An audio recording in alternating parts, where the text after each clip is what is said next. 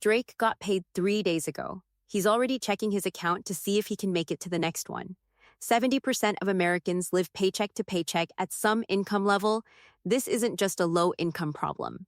Here's a real 7-day reset to actually break the cycle, not just survive this particular paycheck. Quick one before we get into this.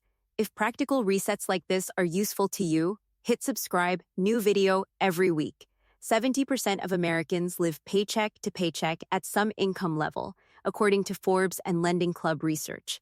This cuts across income brackets. It isn't purely about how much you earn, it's about what happens to each dollar the moment it arrives. A household earning $90,000 a year can hit the exact same wall as one earning $40,000 if every dollar already has somewhere else to go before payday even arrives. The problem isn't the size of the paycheck, it's that nothing was assigned a job before it landed. Government data backs this up.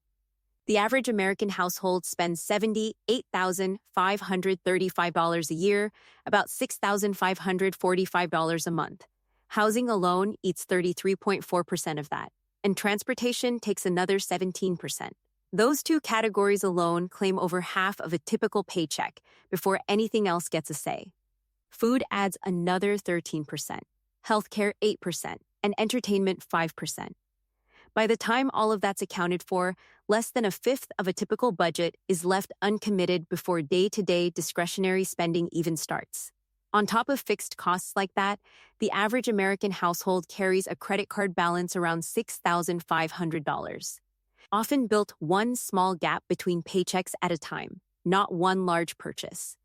Two habits make this worse for almost everyone: not tracking small purchases, coffee, streaming, app subscriptions, because each one feels too small to matter on its own, and forgetting irregular expenses like car registration, annual renewals, or holiday spending, which then show up as a surprise instead of a planned cost. A quieter contributor. The average American spends around $219 a month on subscriptions, but only actively uses an estimated $86 of it, money leaking out automatically every single month without a single active decision. None of this shows up as one big mistake. It shows up as feeling like your finances control your life, or worrying that whatever you've managed to save won't actually last. Two of the clearest signs, according to the CFPB's own well-being research, that this cycle has already taken hold. Before the 7-day plan itself, it's worth naming why this cycle repeats even after someone gets a raise or a better job. Anchoring bias means people fix their sense of normal spending to a past reference point, often a previous income or lifestyle, and unconsciously keep spending to match that anchor even after circumstances change. A car dealer's sticker price works the same way. $38,000 feels like a deal only because $45,000 was shown first. The anchor is manufactured, but the feeling it creates is real. This connects directly to lifestyle inflation, spending that rises automatically alongside income. A raise disappears into a bigger apartment, a newer car, or more dining out, because the anchor moved with the lifestyle instead of a deliberate decision. One documented fix: commit to saving 50% of every raise before adjusting spending at all.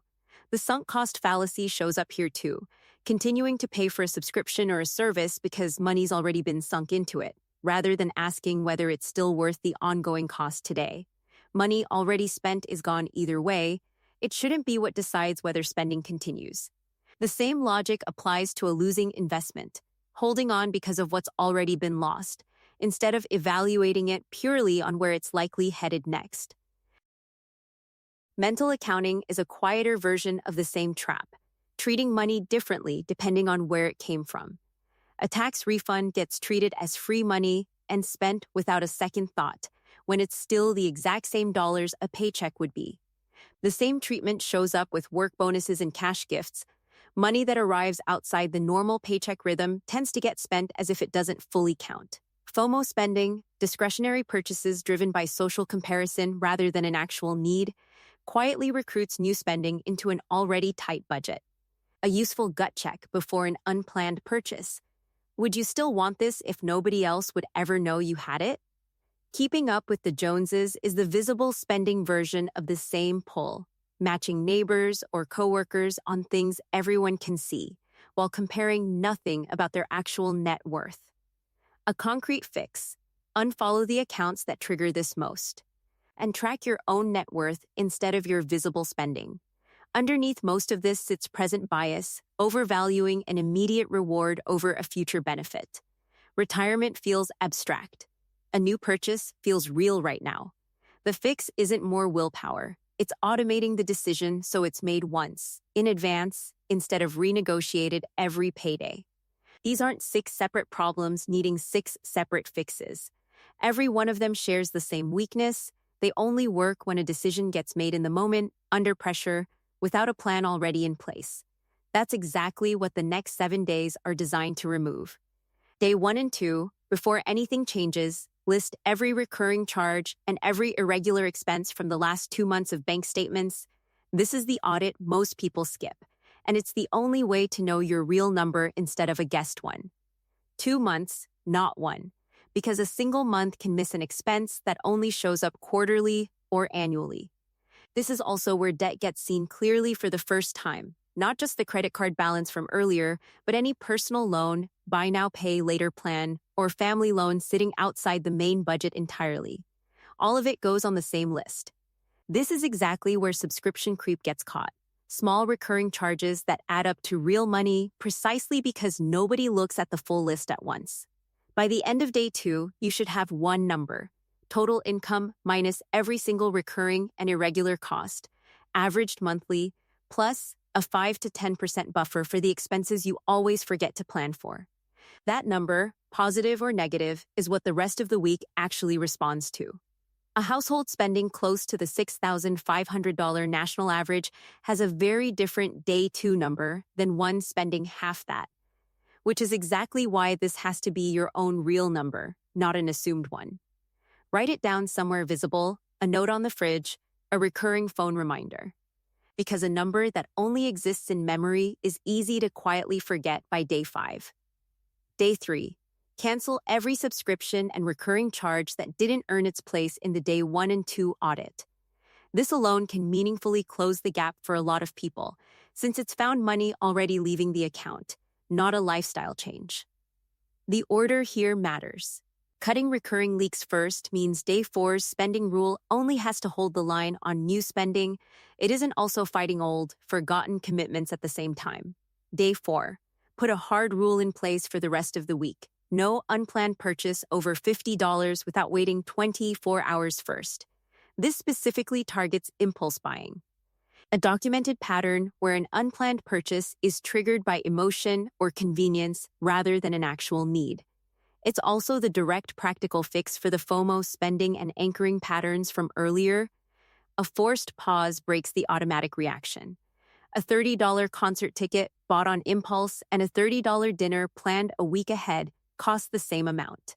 Only one of them was ever actually evaluated. This is also a good moment to notice hedonic adaptation. A new purchase feels exciting for a few weeks, then fades back to ordinary. Research on this specifically shows experiences tend to hold their value longer than things, which makes them a better use of the same $50 once the 24 hours are up. Day 5. Consolidate. If money is spread across multiple checking accounts or sitting in a low-interest account doing nothing, day 5 is when it gets pulled into one place where it can actually be tracked against the day 1 and 2 number. This is also the moment to redirect any windfall, a bonus, a refund, a gift, using the same mental accounting fix from earlier. Treat it as regular income, not found money. Day 6. Pick a real budgeting framework, not a guess. The 50-30-20 rule assigns 50% of after-tax income to needs, 30% to wants, and 20% to savings and debt repayment. If 50% for needs isn't realistic yet, a 60-20-20 split is a documented, honest alternative, not a failure. For anyone who's overspent before, zero-based budgeting is documented as more effective. Every dollar assigned a job before the month starts. Rent, groceries, the emergency fund contribution, even discretionary spending, using an app like Yanab or Every Dollar, so nothing is left to be decided in the moment. That's exactly where present bias and FOMO spending do the most damage. It's more restrictive than a loose percentage-based plan, which is precisely why it works better for someone who's already proven they'll spend whatever isn't explicitly assigned elsewhere. Inside that 20%, prioritize an emergency fund of 3 to 6 months of expenses for a median household that's roughly $15,300 to $30,600, kept in a high-yield savings account earning around 4 to 5%. The one exception to build this before investing: always capture a full employer 401k match first. On a $50,000 salary, a typical 3% match is worth $1,500 a year, turned down for good the moment a paycheck goes by unmatched. Day 7. Automate the one thing that actually prevents this cycle from repeating. An automatic transfer to that account the moment your paycheck lands, even a small amount. Setting it at even 5% of a paycheck, moved before the money ever reaches a checking account, removes the exact moment where present bias usually wins. This 7-day reset doesn't fix a bad month by itself. It fixes the system that's been quietly recreating the same bad month, pay period after pay period. The Consumer Financial Protection Bureau frames financial well-being partly around a specific, practical question: can you handle a major unexpected expense without it derailing everything else? Its own questionnaire uses a simpler version of the same test. Would giving a gift for a wedding or a birthday strain your finances for the month? If the honest answer is yes, that's the exact gap this reset is built to close. The Consumer Financial Protection Bureau actually scores this nationally. The U.S. average sits at 54 out of 100.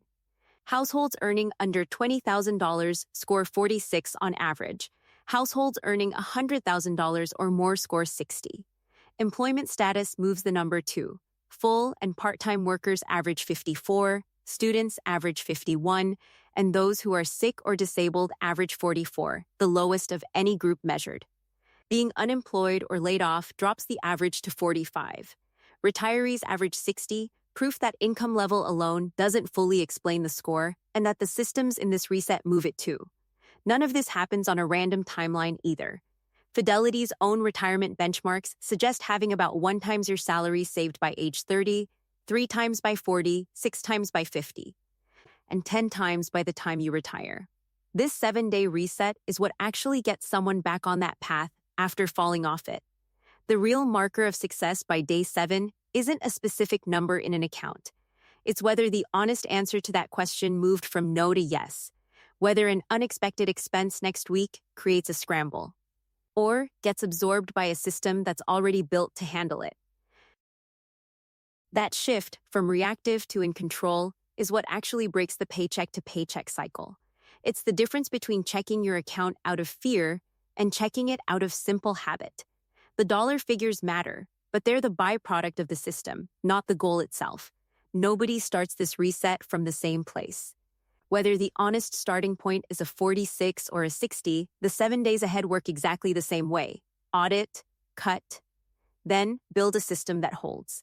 Days 1 and 2, find your real number, buffer included. Days 3 through 5, cut the actual leaks, subscriptions, impulse buys, scattered accounts, using the 24-hour rule against anchoring, lifestyle inflation, and FOMO spending. Days 6 and 7, pick a real framework like 50-30-20 or zero-based budgeting, protect the 401k match, build toward that 3 to 6 month emergency fund, and automate the transfer so present bias can't undo it. That's the difference between a 54 out of 100 and something meaningfully higher, one number most people never even knew was being tracked. The real win by day 7 isn't a number, it's whether you could actually handle a surprise expense without the cycle starting over. This video is for educational purposes only and is not personalized financial advice. Every dollar figure and percentage in this video reflects national averages, not your specific numbers. The 7-day structure is built from standard budgeting and behavioral finance principles, not a single-sided research study. Results will depend on your own income, expenses, and existing debt. Next video, we're looking at 5 income streams that actually pay, not the passive income hype. Subscribe so you don't miss it. New videos every week on the personal finance topics school